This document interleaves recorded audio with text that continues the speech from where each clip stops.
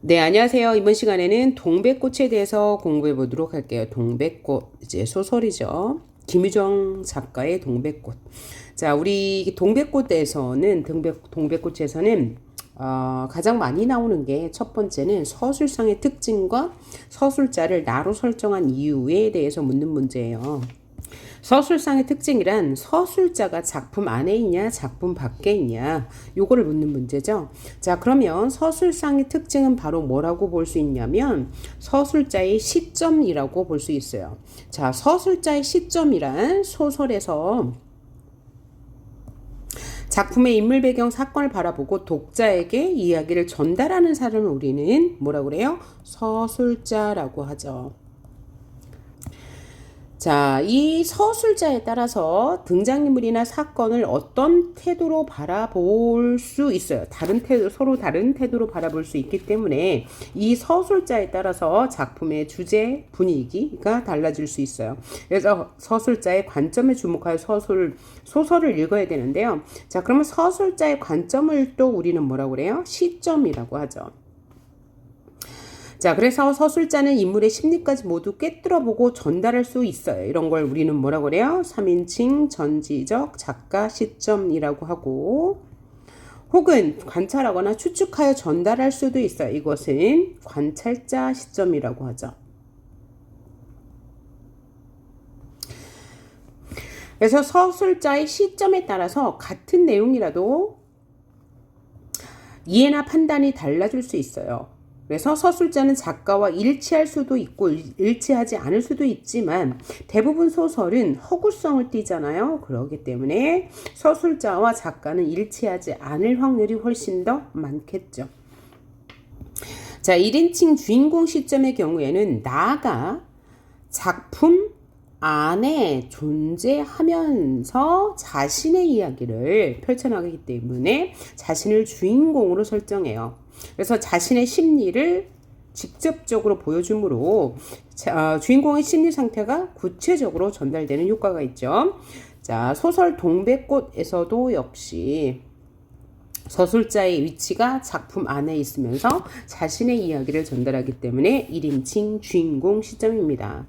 자, 동백꽃에 등장하는 나, 즉 서술자는 성격이 어때요? 어리숙하고 눈치가 없고 사랑에 대해서 눈을 뜨지 못했어요. 그래서 점순이가 하는 관심의 표현을 알아차지 못하기 때문에 점순이의 속마음을 상상하면서 읽게 되죠. 그리고 또 재미를 느낄 수 있어요.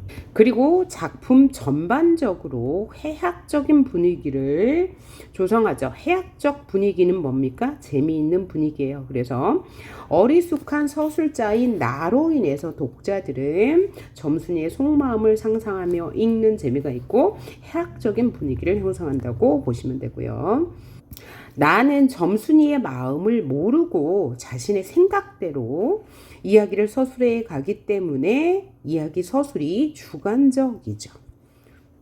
만일에 서술자를 점순이로 바꾼다면 어떻게 될까요? 서술자를 점순이로 바꾸면 이 해학적인 분위기가 많이 줄어들 거예요. 왜냐하면 점순이는 성격이 영악하고 주도 면밀해요. 굉장히 계획적이죠. 따라서 해학적인 분위기도 떨어질 것이고 이 사랑 이야기의 순수성이 조금은 반감될 것 같아요. 그렇죠?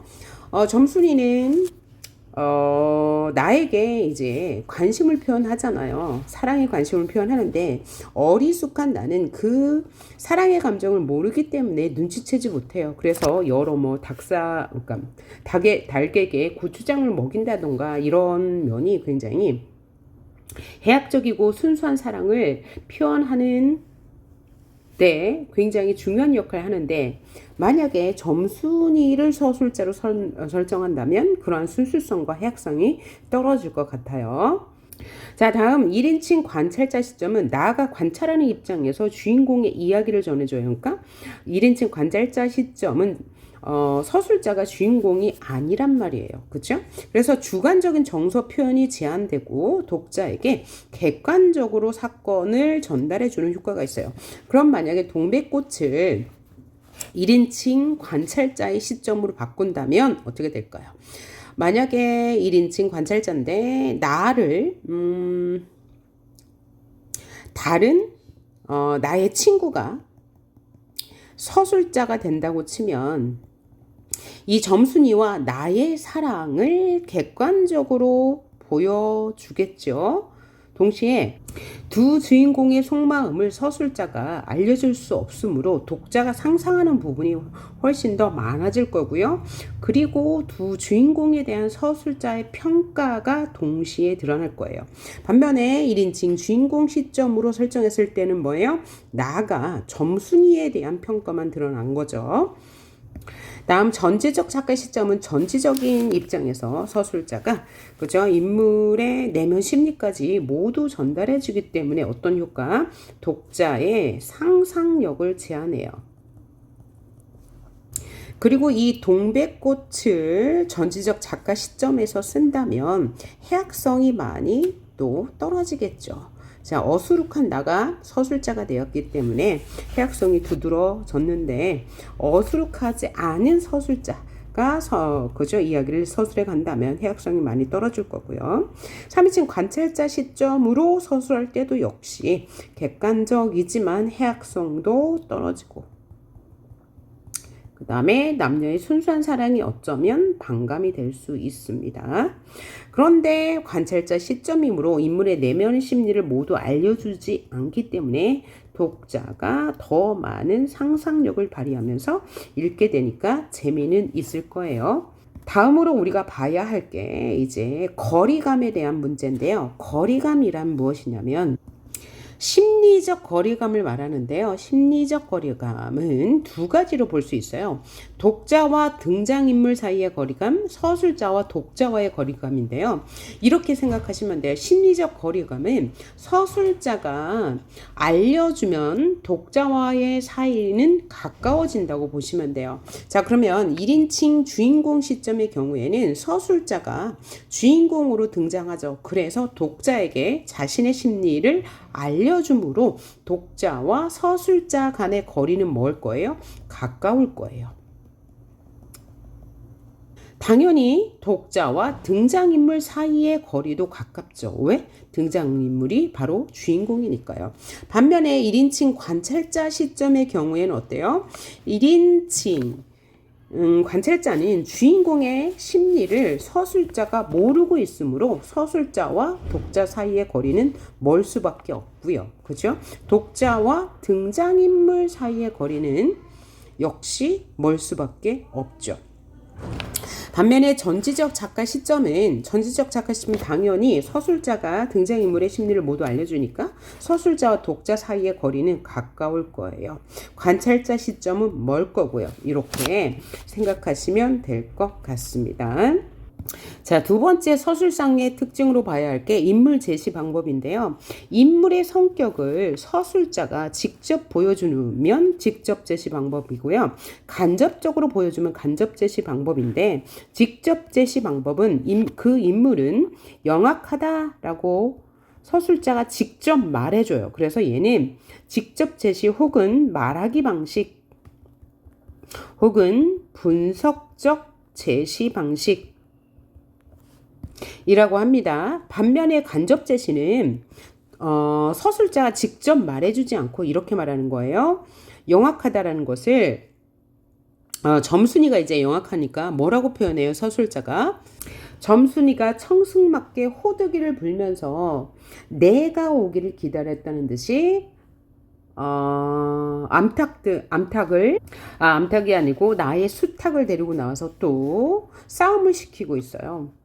그렇게 표현한 것은 영악하다라는 말을 그녀의 행동으로 보여준 거죠.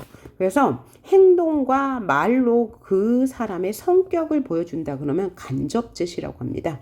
이것은 보여주기 방식이라고 해요. 그래서 이 동백꽃은 주로 간접 제시를 통해서 인물의 성격을 보여주고 있습니다. 자, 그래서 인물 성격 제시 방법은 여러분 교과서에는 안 나오지만 혹시 나올 수도 있으니까 자, 꼭 알아두셨으면 좋겠고요.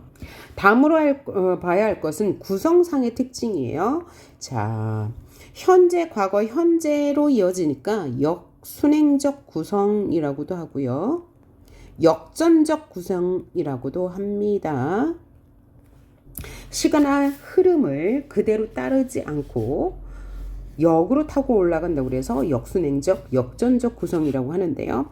이 소설은 현재 장면이 나와요. 현재 내가 나무를 하러 가고 있는데 점순이가 또 닭싸움으로 나를 괴롭히는 장면이 나오죠. 그 다음에 과거 4일 전 장면이 나와요. 4일 전.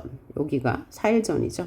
4일 전에 점순이가 나에게 뜬금없이 감자를 주었어요. 그래서 내가 거절했죠.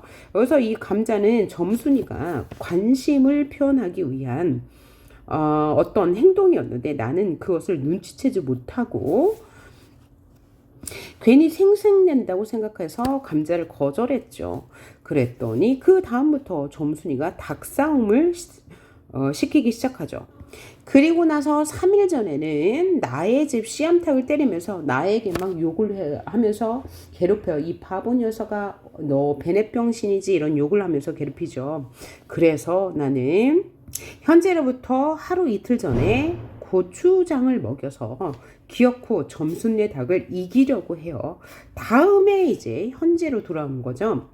현재로 돌아와서 점순네 닭을 홧김에 단매로 때려 죽여요. 그러면 이렇게 된 다음에 이제 동백꽃으로 쓰러지는 장면이 나오는데요. 이야기의 진행 순서대로 보자면 가장 먼저 일어난 일이 나흘 전이고요. 그 다음에 3일 전, 그 다음에 하루 이틀 전에 고추장을 먹인 거, 그 다음에 여기 4, 나무를 하러 갈 때 5, 나무를 하고 내려오다가 나의 닭은 빈사지경인데 아무렇지도 않게 호두기를 불고 있는 점순이를 보고 화가 나서 단매로 그 닭을 때려 죽였죠. 그랬더니 점순이가 이 다음부터 너 안 그럴 테야? 내 이 일은 이르지 않으마 라고 이야기하면서 이제 동백꽃으로 쓰러지면서 뭐 알싸한 냄새가 코끝을 찔렸다. 여기가 이제 결말이 되는 거죠. 그래서 이렇게 사건의 흐름대로 이야기를 배열하는 것도 꼭 시험에 나오니까 이것도 알아두셔야 될 거예요. 이게 이제 역전적 구성이었다. 그래서 이걸 공부할 때는 단락벌로 알아두시면 돼요. 내가 점순이가 준 감자를 거절한 부분, 그 다음에 나의 씨암탉을 때리면서 우리 아버지 욕까지 하는 거, 베넷병신이지, 이 부분, 그 다음에 내가 고추장을 먹인 부분, 그 다음에 내가 나무하러 가고 있는데 점순이가 또 닭싸움을 시키고 있지만 헛매질만 하고 나무를 하러 가는 모습, 그 다음 나무를 하고 산에서 내려오는데 점순이가 또 닭싸움을 시키고 호두기를 불고 있는 모습, 그 다음에 화해하는 모습, 이렇게 이야기가 진행된다는 것 알아두시면 될 거예요. 자, 다음으로 1인칭 주인공 서술자의 독백 형식으로 이야기가 진행된다는 것, 그 다음에 그래서 이제 서술자 나의 심리가 주로 묘사되고 있고요. 점순이의 심리는 모르는 거죠. 그 다음에 어리숙하고 순박한 인물을 서술자로 설정하여 해학성을 높이고 있다는 것. 그 다음에 토속어, 비속어, 구어체를 사용하여 향토적 성격을 지닌다 그랬는데 토속어는 뭐냐면 시골에서 볼 수 있는 대상이 이제 작품 안에 등장했다 그러면 토속적이라고 하는 거고요. 비속어는 우리가 한마디로 욕이라고 하는 거죠. 자, 욕을 통해서, 이 비속어를 통해서 해학성을 높일 수 있어요. 그 다음에 또 하나는 뭐냐면 사실성을 높일 수 있고, 또 하나는 흥미를 높일 수 있습니다. 자, 그 다음에 구어체는 뭐냐면 이 서술자의 서술이 말하는 것처럼 썼다. 그렇죠? 이런 게 이제 구어체라는 거고요. 자, 또 하나 우리가 여기서 확인해야 하고 가야 할 게 이제 서사갈래의 특징인데요. 서사갈래는 뭐냐면 이제 문학의 갈래를 네 종류를 나눌 수 있어요. 서사갈래, 서정갈래, 극갈래, 교술갈래로 나눌 수 있는데 서사갈래라는 것은 허구성을 바탕으로 하여서 다양한 삶의 모습을 가상의 인물과 사건을 통해서 그리는 문학 양식을 말해요. 그래서 서사갈래는 허구성을 띄었다는 것, 진실성을 바탕으로 한다는 거. 그러니까 서사갈래라는 것은 꾸며낸 이야기이면서 삶의 진실을 다룬 이야기다라고 생각하시면 되고, 이 하위 항목으로는 뭐가 있어요? 소설이 있고요. 그 다음에 고전 소설이 있고요. 또 하나는 설화가 있습니다. 설화는 이야기인데요. 창작된 이야기가 아니고 입에서 입으로 전해져 오는 이야기, 주로 이제 고려시대 때 쓰여지기 시작했습니다. 설화. 그래서 오늘날에도 이제 고전 뭐라고 하죠? 고전소설. 이 고전소설 중에서도 뭐 춘향전 혹은 뭐 장화홍련전, 뭐 흥부전 이런 것은 설화를 바탕으로 하고 있죠. 자, 요런 하위 항목이 있어요. 이게 서사갈래인데 이런 서사갈래는 일반적으로 어떤 특징이 있어요? 갈등의 문학이라고 하죠. 갈등. 꼭 갈등이 있어야지만 이야기가 전개되는 거예요.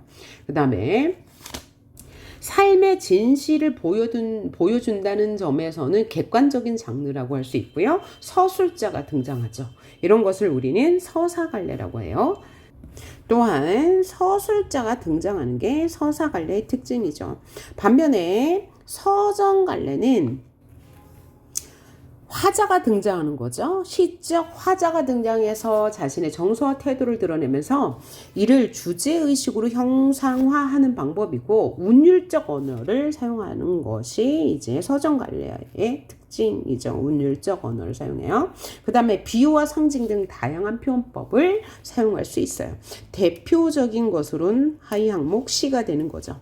그 다음에 극갈래라고 하는 것은 배우의 대사와 행동을 통해서 자아와 세계와의 갈등을 보여주는 문학 양식인 거죠. 무대 상연을 전제로 하는 거예요. 그래서 희곡과 시나리오가 대표적인 거죠. 희곡은 연극의 대본이고 시나리오는 영화의 대본이죠. 그래서 시 공간적 제약이 있죠. 이것들은 그렇죠. 왜냐하면 상영을 전제로 하는 문학이기 때문이에요. 그 중에서도 희곡은 항상 현재형으로 서술할 수밖에 없죠. 직접 배우가 공연에서 무대에서 보여주는 것이므로 그렇죠. 또 시나리오는 특수한 시나리오 용어가 사용된다는 점이 특징인데 희곡과 다른 점은 희곡에 비해서는 비교적 장면의 제약이 덜하죠. 왜냐하면 촬영해 놨다 이제 상연을 목적으로 하는 것이기 때문에요.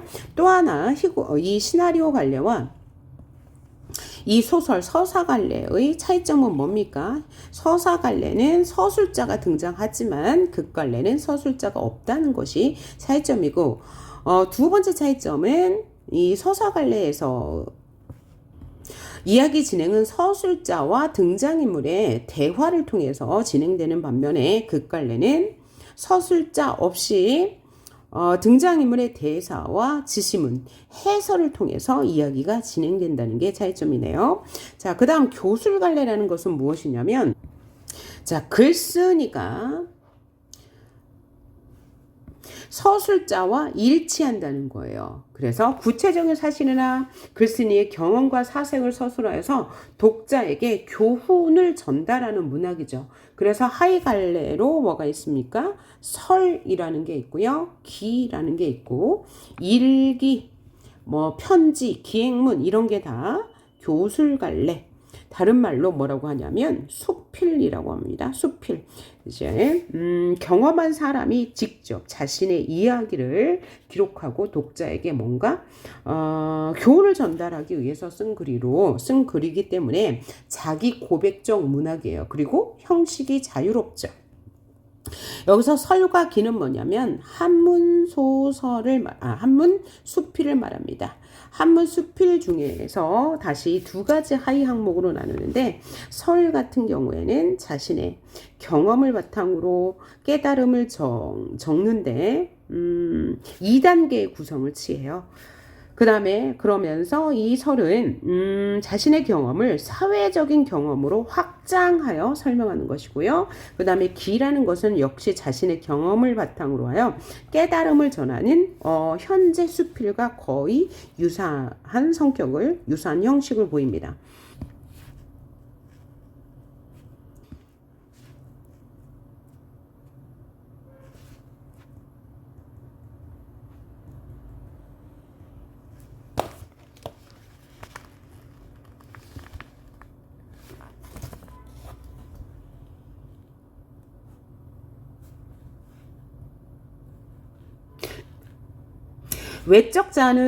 작품 외적자는 뭘 말하냐면 서술자를 말해요. 서술자를 어려운 말로 작품 외적자다라고 한다는 거죠. 자, 그래서 요것을 구분하는 문제는 따로 이제 예문집으로 다음 시간에 공부하도록 할 겁니다. 자, 이렇게 작품 외적으로 알아야 할 것은 우리가 예문집을 통해서 테스트 과정을 통해서 한 번 더 확인할 거니까 이제 걱정하지 마시고요. 이제 작품 들어가 보도록 할 건데 이 작품 분석은 다음 파일에서 계속하도록 할게요.